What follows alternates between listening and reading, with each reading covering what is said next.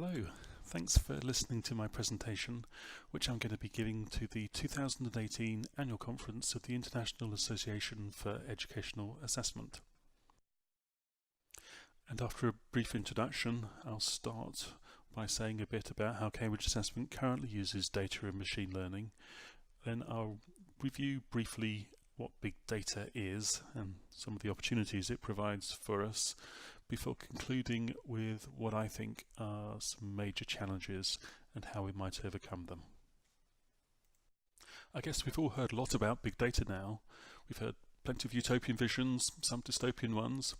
We all know about the vast oceans of data held about us by Facebook, Google and so on, that this is the new oil, fuel for ever more powerful artificial intelligences. You might have heard of Alt School. They've recently closed a couple of schools and refocused, but this article in Education Week in 2016 described their lab schools, where there are sensors, cameras and microphones all over the classrooms to record every physical action, every social interaction. And the students wear sensors to record their heart rates and how long between meals and so on. And all of this data about what goes on in the classroom is combined with the data that's collected through, when the student's using learning software. And the article describes how the vision is to create a single river of information flowing from the classroom into the cloud, and that data scientists will search for patterns in each student's engagement level, moods, use of classroom resources, social habits, language and vocabulary use, attention span, academic performance, and more. Now that's one vision of how big data and machine learning may change education, but I think it's fair to say that so far there hasn't been a big data revolution in education, but also it's not all hype. So big assessment organisations like Cambridge Assessment, we've always had lots of data. It may not be big data in the modern sense, but there's still quite considerable volumes of data.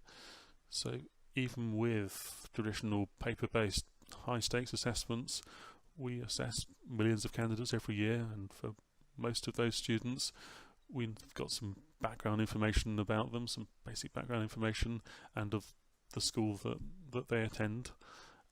We'll know the detailed marks and grades and assessments that they take with us, and we'll know the assessment instruments that were used, and right down to the detail of the questions that they actually answered.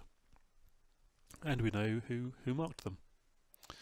And although a lot of the exams are still done on paper with candidates writing out their answers in longhand, all of those scripts are scanned and turned into digital images. So we have those images of candidates' work, and if a student's taken the multiple choice test, we'll have those responses in the machine readable format as well. So that means we can already provide quite detailed information back to teachers. So in this example, there's topics on the left, so these are topics within a particular assessment, and the charts showing the average marks on that topic for the students at this particular school, and it's comparing that with what a statistical model expects given the overall level of performance. Again, routinely, for a long time, we can provide pretty much instant feedback to assessors about how items are working, and the reliability statistics, those kinds of things at test level. And so here the chart on the left is showing how males and females do on a particular question compared with their overall grade. So that's routine stuff you'd expect us to do. We also use machine learning to monitor marking. So we've created a model and trained it to identify markers who are likely to be stopped, and then deployed it to analyse marks as they are returned, so while examiners are working online, and flag potentially poor markers for early intervention. So we still do the quality control that we always did, but we can get an indication early on that something's going wrong, and so deal with it effectively earlier than we otherwise would have been able to. We can do an increasing amount even with handwritten answers. Here's an example of the output of an automatic method of spotting when a student's handwriting is changed significantly between exams. So both these pieces of text were supposedly written by the same student, but it seems at least plausible that they were written actually by different people. So some cheating was going on possibly. And computers can read enough of a piece of handwriting to spot blatant copying or collision.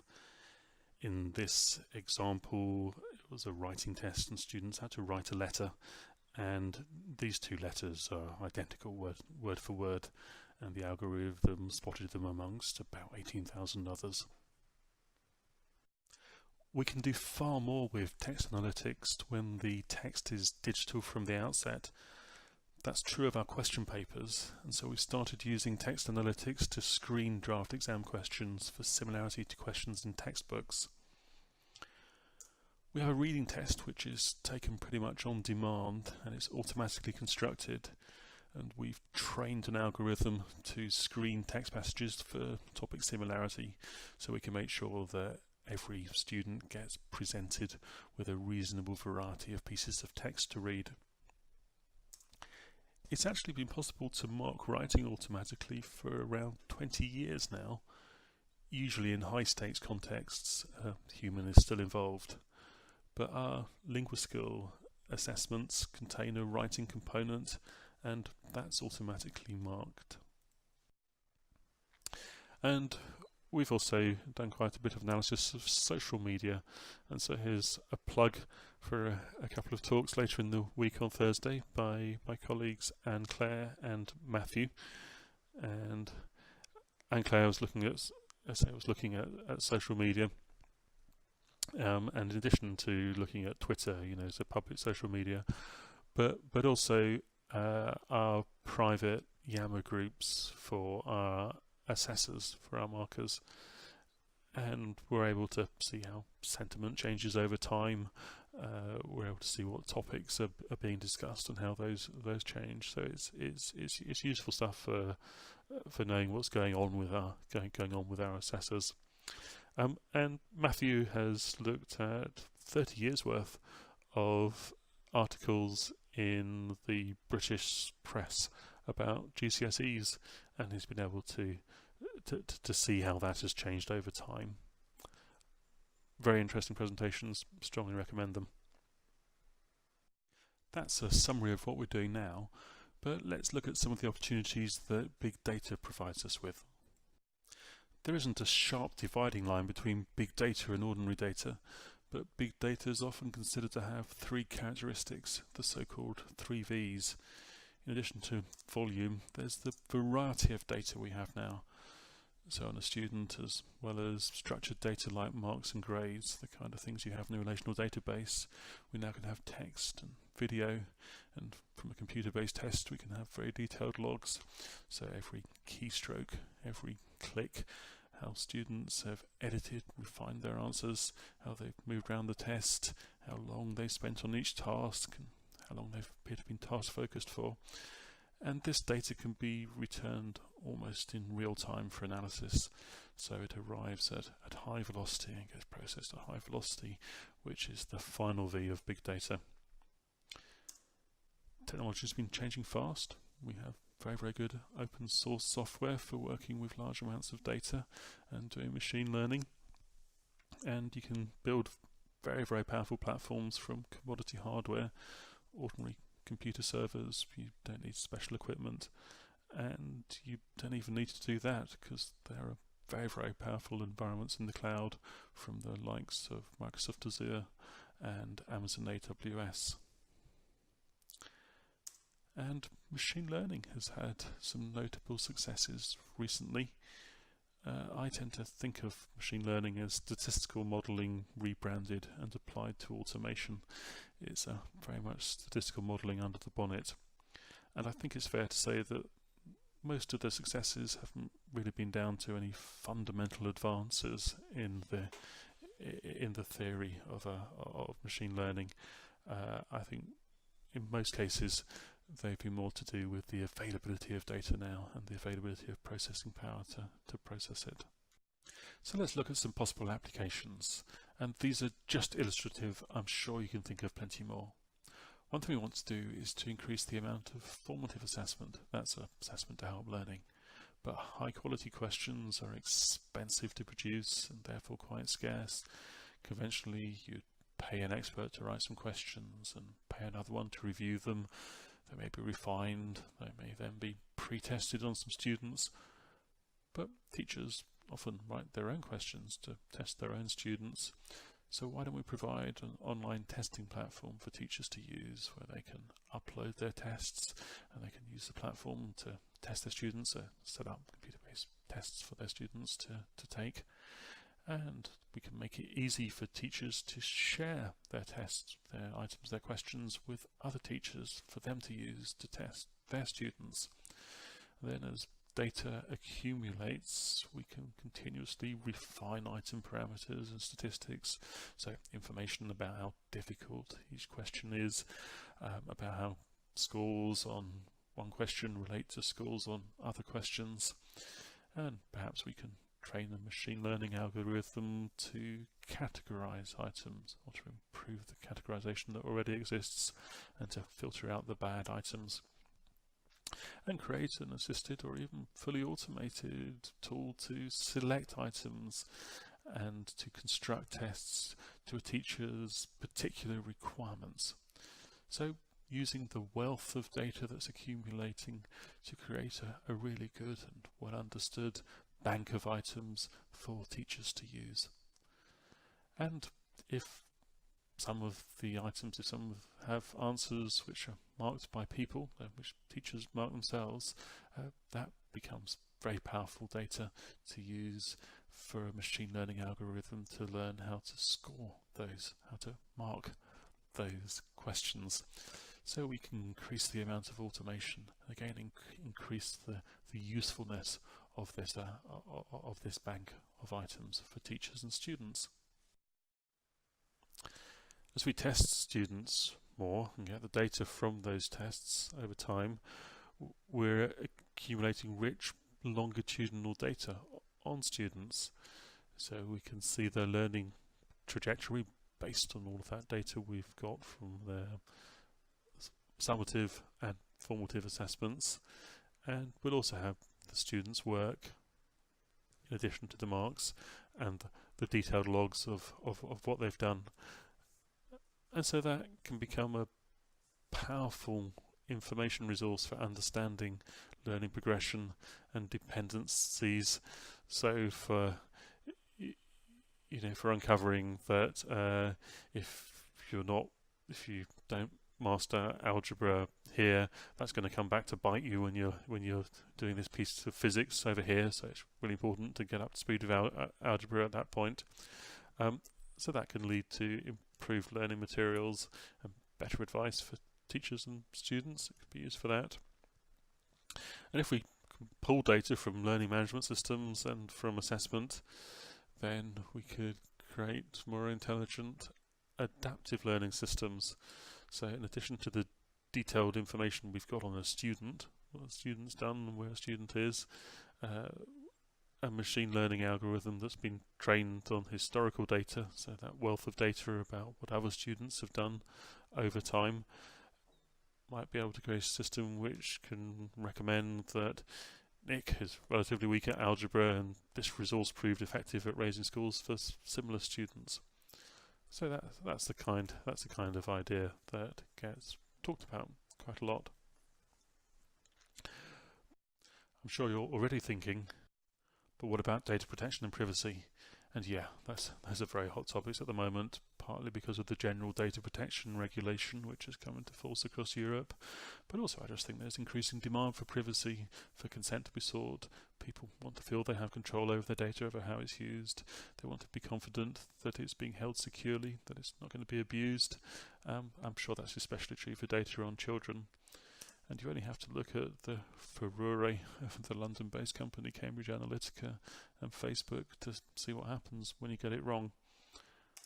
I don't know if you've heard of In Bloom, this was an enormous project with $100 million of funding from the likes of Bill Gates to create a detailed repository of educational data to do the kinds of things that we've been talking about. And it failed. It had to close down because of concerns and then campaigns about privacy and about data protection. And so school districts withdrew, states withdrew, and the whole project collapsed.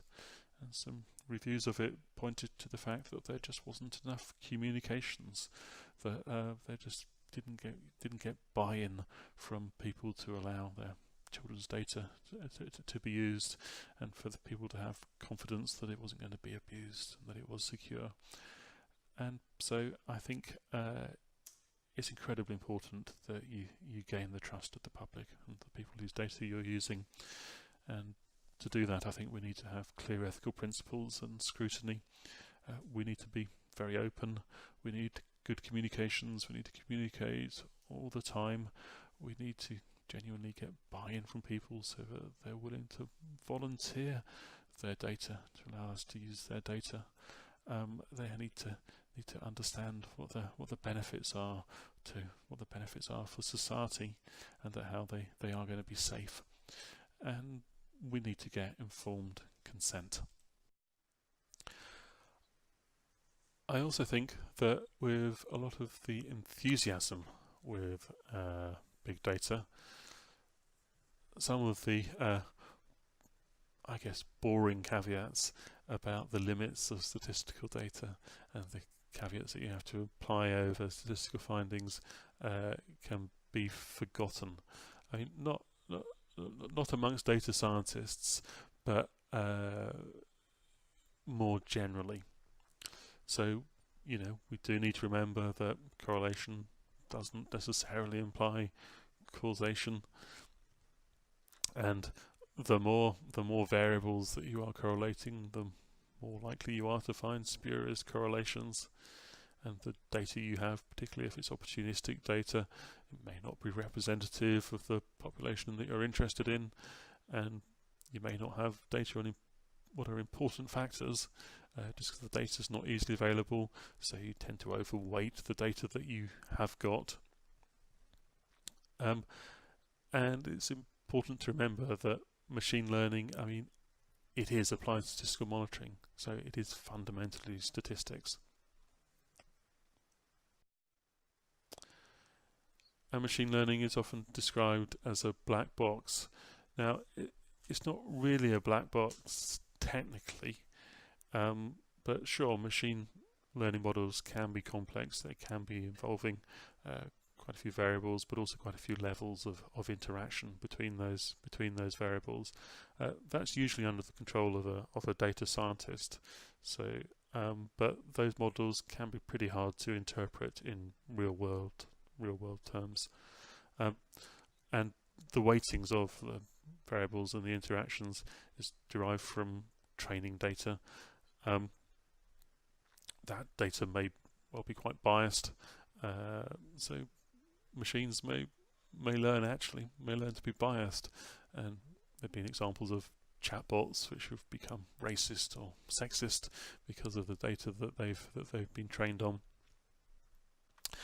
And also, I think that models may be kept in black boxes for commercial reasons. So commercial providers may not always be that transparent about what they are doing. But I think for educational applications, we should insist on as much transparency as possible. Formative assessment, for example, is often described as low stakes, but if a machine learning algorithm gives poor advice to students, that clearly can have negative implications for their learning, and those could be quite widespread if an algorithm is being used widely. I think we need to investigate the validity of machine learning outputs. So we should be looking for alternative sources of evidence to see if they're aligned with what the machine learning output suggests, and we should evaluate the impact of these products as they're introduced. and we should look for unintended consequences, and we should investigate those. So in summary, I think Cambridge Assessment, other big assessment bodies, have long been data-driven. We've long done a lot with data. Machine learning is already in use, certainly in Cambridge Assessment and in other assessment agencies. I think there are real opportunities from pooling summative, formative data and learning data from learning packages if we can. But we do need to bear in mind that this is fundamentally statistical modelling, so the statistical caveats and limitations do still apply. Public trust is absolutely essential. We need to be open, we need to engage the public, we need to communicate, we need to get buy-in, that people want to take part, and it's very, very important that we're underpinned by strong ethical principles and scrutiny. Machine learning models can be complex and hard to interpret, and we shouldn't put our faith in black boxes, and should investigate validity of machine learning results and evaluate their impact and any unintended consequences.